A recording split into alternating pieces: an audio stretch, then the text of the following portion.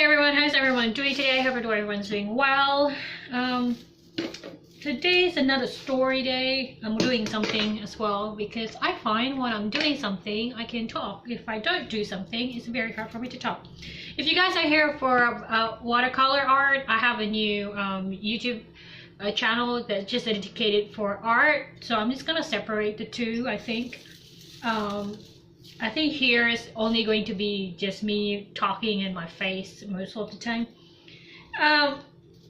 Also today I woke up to this message from Gumtree. If you're not in Australia, Gumtree is basically just like Craigslist in America, and I basically just put an ad saying I have my room, like I have a rental room available, and I would like it if you would. My preference would be a female renter, because I lived with a man before this and it wasn't really a good match. It doesn't feel like it was good, but I made an exception 5 months ago to take in this man basically that was injured and he wanted to rent a room. So even though my preference was a woman to rent the room, I still took this man in, right? But anyway, now he moved out, as I said to you guys like last week. If you guys like basically follow this channel and then you watch last week video, you guys know what I'm talking about. And so I've been putting up the ad for about like a month now, and this morning I received like a reply that basically said, "You are a sexist parasite." That's basically what I woke up to this morning. I was so excited to receive an email because I basically just I channeled all my email to my primary list, which is like, if you're in Gmail, like you have like an updates, you have like these different labels like updates, promotions and stuff like that, so that you don't have to worry whether it's important or not. And reply to an ad goes to the primary one, which is like the inbox, which means that I would get notification for that. I was excited. I'm like, oh yeah, notification. But what happened was that like I received that message and I really was annoyed. I'm not sad, I don't feel like I am, I don't feel rage. I feel like I am sad, and I feel like why do you have to say that? Like, I feel even if I weren't a man hater, I feel like you would be a man hater after this decade is finished, which is like next year, because the way this man behaves are just very poor. It's just like, how do you contain yourself? I also found myself sad because I felt like, oh, I can't even tell my friends or family of this, because I feel like, oh, they're probably going to say the other person is correct, and I felt like, oh, they probably are going to be, they're just going to laugh at it because like, haha, that's funny. And I just found it really sad. I guess like the whole thing about the incident made me really felt so alone. And then I just couldn't figure out for the whole day like why it bothered me so much. And I went to the grocery store just now. I just picked up a few things. Also, I bought these. You know what this is? This is purple sweet potato. I bought 2. Purple sweet potato is really nice. I'm gonna cook it with butter in a rice cooker. Let's get back to topic. So as I was, buying groceries and on the way home, I realized like a thought entered into my head, and I don't know, I saw like a lot of men being by themselves, and they just look so sad and lonely. And then I realized, the person who messaged me must be very sad and lonely. Like, I think men can't handle being alone or being ostracized than women. Like, I think women can handle being ostracized a lot better than men. I don't think men can handle that better.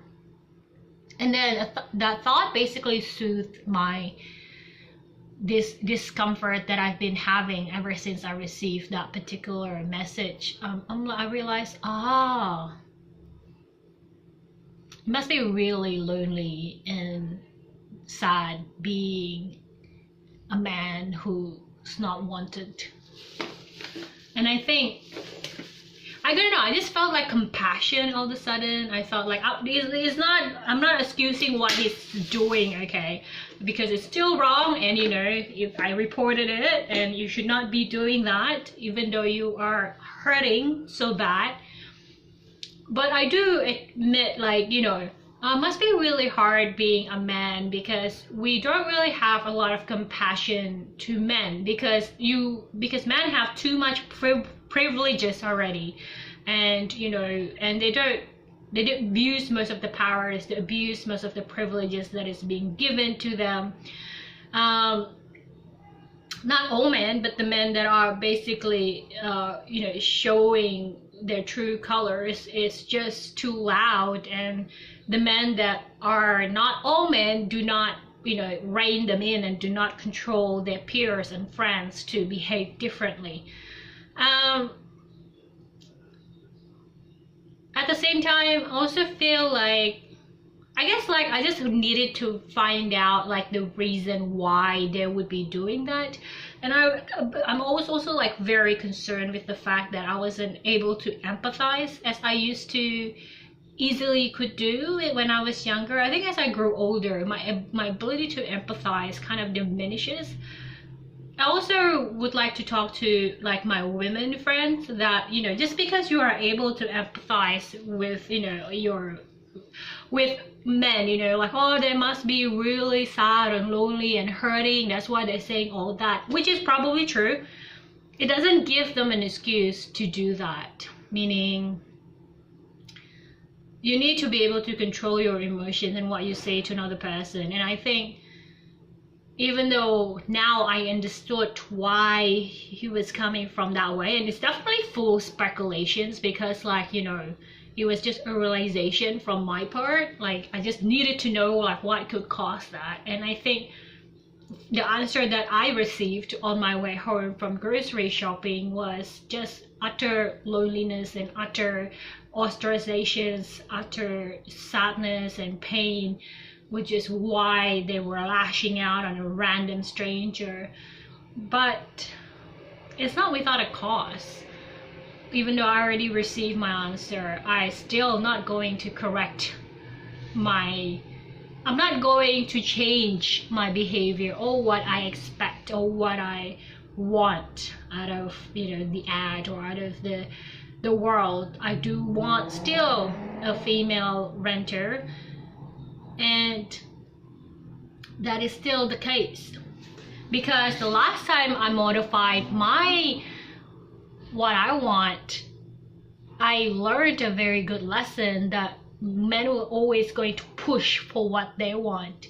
Even they're not as considerate and not as compassionate. It's extremely rare. And because like when they do, I think like it's biological too, you know, you can't be compassionate towards, you know, a deer that you are going to hunt and kill. You know, I think there is a function to not being able to relate to another person, because if, you know, if you're too compassionate, you can't kill anything in the wild out there, you know. And it just goes back to biology thousand years ago, when we were still maybe like hunter and gatherer, while women is, you know, designed and you know, and designed to be compassionate, because you need to be able to decipher what your baby is saying without words. So I guess like there is that particular biological function attached to it, which is completely understandable. But at the same time, I feel I'm not really sure what's the point of this particular video. I guess I just want to share what happened to me today and the insight that I had about it, and just kind of want to talk to someone. Maybe because like I remember when I was younger, because I had my personal development training, and one of the reasons that I kept asking myself today was, why am I attracting this? Why am I attracting this? And then, like, I guess I realized, oh, I am sad. I'm feeling sad, and I'm feeling lonely, and I'm lashing out. I remember like lashing out onto the open air last time. There is also like this sense of anger and abandonment, I guess. And I'm looking, because, like, you know, you can't attract what you're not, right? And even though I disagree with that sentiment a lot these days, because I feel like, why are we supposed to be, you know, that's like blaming the victim, you know, that's victim blaming and all that. But I can't resist the fact that, you know what, that's probably how it works in most cases. Like, whether we like it or not, we attract what we are.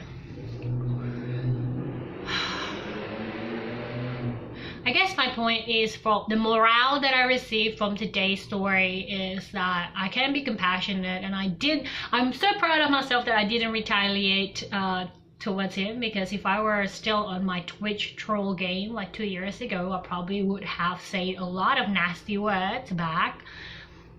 But I guess I'm glad that I took the time to just step away from the anger and hatred and whatever it is, and actually figured out like why I was so annoyed with it.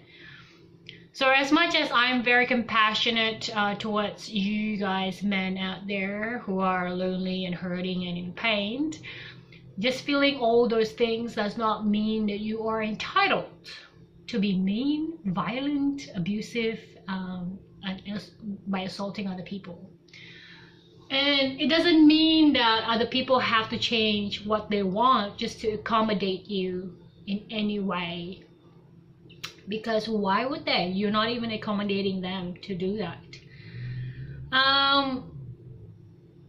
But yeah, I do definitely recognize that, you know, I watched this stand-up comedy show by Chris Rock called Tambourine. I think it's his latest show on Netflix or something. I think you can find it on the internet somewhere. And there is this bit where, it's not a bit, it's actually just an insight from him, where he said there is a tad of coldness from the world when it comes to men.